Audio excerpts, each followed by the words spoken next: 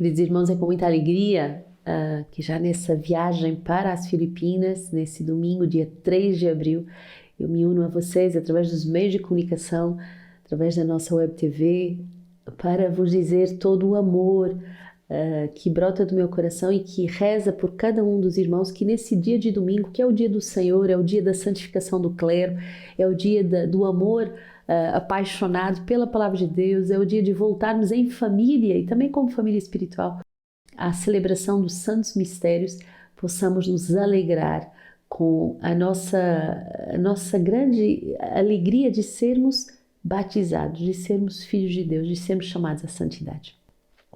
Hoje no nosso livro de vida, o número 126, a formação a partir do engajamento definitivo. A formação não termina com o engajamento definitivo e ao longo de todo o caminho vocacional continua através da formação permanente. As bases iniciais e fundamentais foram postas durante os anos de noviciado comunitário. Elas devem ser confirmadas, consolidadas e aprofundadas durante o processo de amadurecimento humano e espiritual que continua nas diferentes etapas de vocação. A formação permanente que se deve seguir não é uma repetição daquela que já foi adquirida durante o noviciado comunitário, sem, no entanto, operar rupturas, mas ela se desenvolve com uma realidade vital e integrada, exigindo atualizações relacionadas com a experiência da comunidade. É necessário fixar um programa durante o ano correspondendo à formação dos engajamentos definitivos e esse programa deve ser orientado sobre o essencial dos elementos doutrinais da nossa vocação e poderá evoluir na sua forma em função das épocas e das necessidades mais urgentes. Então, nesse número 126, nosso fundador vai nos alertar para uma coisa muito importante, que a formação nunca pode se dar por concluída, mas depois do engajamento definitivo entramos nesse período muito importante da formação permanente. E esses 3 verbos que eu gostaria que ficassem cravados hoje no nosso coração.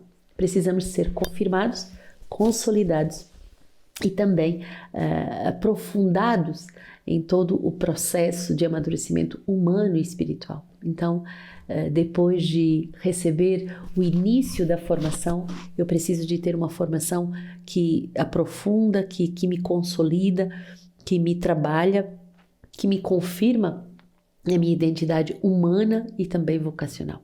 Então, o trabalho da formação é um trabalho que não acaba, mas é um trabalho também que está na escuta das urgências do mundo, da direção que a igreja nos dá. Então, não é um trabalho feito uma vez por todos. O formador deve estar nessa escuta de ver, de escutar da parte de Deus aquilo que é necessário nesse ano, naquele período, para a formação permanente dos membros da comunidade Sementes do Verbo, assim como toda a igreja o vive. Então, façamos esse ato de fé e também de confiança nos nossos formadores e rezemos também para que sejamos todos atentos àquilo que a igreja e o mundo nos dão e que precisam de nós para sermos verdadeiros multiplicadores da formação. Nos deixando formar de forma permanente, podemos formar a outros. Isaías 43. Assim diz o Senhor, aquele que abre um caminho pelo mar, uma vereda pelo meio de águas impetuosas, que conduziu para a luta carros e cavalos, um exército de homens de valor, todos unidos. Ei-los prostrados, para não tornarem a levantar-se. Extinguiram-se, foram apagados como uma mecha. Não fiqueis a lembrar coisas passadas, não vos preocupeis com acontecimentos antigos. Eis que vou fazer uma coisa nova, e ela já vem despontando. Não a percebeis? Com efeito, estabelecerei um caminho no deserto e os rios em lugares ermos. Os animais selvagens me honrarão, sim, os chacais e os avestruzes, porque já fiz jorrar a água no deserto, os rios nos lugares ermos, a fim de dar de beber a meu povo, o meu eleito, o povo que formei, para mim proclamará o meu louvor. Que palavra profética e consoladora hoje, nesse domingo, de escutar: o povo que eu formei, para mim, proclamará o meu louvor. O Senhor forma cada um de nós como um povo para Ele, para um povo que seja dele e um povo que seja chamado a proclamar o seu louvor. com todas essas viagens no Canadá, nas nossas casas da Europa, em Portugal, em Roma, na Bélgica, e agora me dirigindo para a Ásia. Que alegria de perceber que a comunidade Sementes do Verbo é constituída como um povo de Deus, consagrado ao louvor do Senhor. E que o Senhor vai abrir pelo mar, e o mar para o povo hebraico são os orgulhos, as tempestades, os combates, todas as paixões. O Senhor vai abrir um caminho a pé enxuto. Quer dizer que Ele vai pôr limites ao mal na nossa vida. Ele vai nos dar de avançar sem nos preocuparmos com as coisas que passaram, sem nos afligirmos com o mal do passado, mas Ele vai fazer uma obra maravilhosa. Salmo 125, quando o Senhor fez voltar os exilados de Sião, ficamos como quem sonha. A boca se nos encheu de riso e a língua de canções. Entre as nações se comentava, o Senhor fez grandes coisas por eles. Sim, o Senhor fez grandes coisas por nós. Por isso estamos alegres. Senhor, faz-nos voltar aos nossos exilados pelas torrentes do Negueb. Os que semeiam com lágrimas ceifarão no meio de canções. Vão andando e chorando ao levar a semente. Ao voltar, voltam cantando, trazendo os seus feixes. Tão bonito perceber que vão andando e chorando ao levando as sementes, mas que depois, ao voltar, trazem cantando os feixes. Aceitar ser missionário é aceitar as dores da missão, com as lágrimas da missão. E imagina que as dores no Canadá não são as mesmas da Europa, não são as mesmas da Ásia, não são as mesmas da África, mas existem dores na evangelização. Mas existem também as alegrias. E quando vemos uma alma convertida, quando vemos uma pessoa que viveu um processo de conversão extraordinário, meu Deus, como isso enche o nosso coração. E se fosse só por uma alma, teria valido a pena a nossa vida doada. Filipenses 3, mais ainda, tudo eu considero perda pela excelência do conhecimento de Cristo Jesus, meu Senhor. Por Ele eu perdi tudo e tudo tenho como esterco para ganhar a Cristo. E ser achado nele, não tenho a justiça da lei, mas a justiça que vem de Deus apoiada na fé. Para conhecê-lo, conhecer o poder da sua ressurreição e a participação nos seus sofrimentos, conformando-me com ele na sua morte, para ver se alcanço a ressurreição dentre os mortos.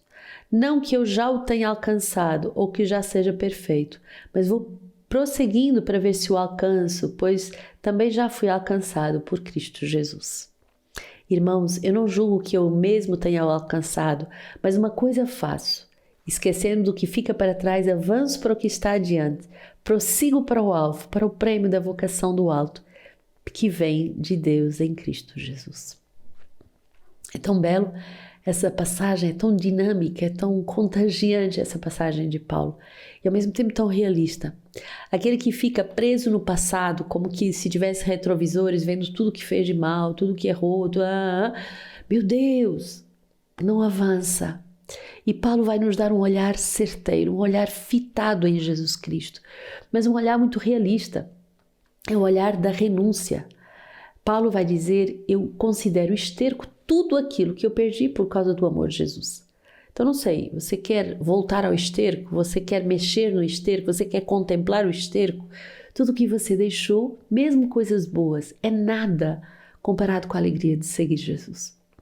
E quando chegamos num novo continente, meu Deus, a alegria de dizer que vale a pena dar a vida por Jesus, vale a pena dar a vida pela evangelização, vale a pena deixar tudo para trás para anunciar o Cristo.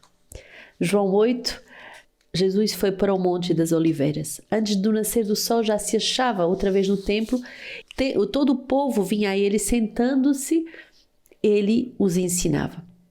Os escribas, os fariseus, trazendo-lhe então uma mulher surpreendida em adultério e colocando-a no meio, disseram-lhe: Mestre, esta mulher foi surpreendida em flagrante delito de adultério. Na lei de Moisés nos ordena apedrejar tais mulheres. Tu, porém, que dizes? Eles assim diziam para pô-lo à prova, a fim de terem matéria para acusá-lo. Mas Jesus, inclinando-se, escrevia na terra com o dedo. Como persistissem em interrogá-lo, ergueu-se ergueu-se e lhes disse: Quem dentre vós estiver sem pecado, seja o primeiro a atirar uma pedra. Inclinando-se de novo, escrevia na terra. Eles, porém, ouvindo isso, saíram um após o outro, a começar pelos mais velhos. Ele ficou sozinho e a mulher permanecia lá no meio. Então, erguendo-se, Jesus lhe disse: Mulher, onde estão eles? Ninguém te condenou? Disse ela: Ninguém, Senhor. Disse então Jesus: Nem eu te condeno. Vai e de agora em diante não peques mais. É muito forte recebermos essa passagem nessa ida para a Ásia, onde tantas mulheres vivem a prostituição infantil, os abusos e a prostituição por às vezes para dar de comida. E o Senhor vem não para acusar, o Senhor vem para recriar essas almas. Quando estive na Capela Sistina, que é a capela onde os papas são eleitos, é tão bonito ver que no centro da Capela Sistina tem esse dedo do Pai que mostra essa obra da criação do homem.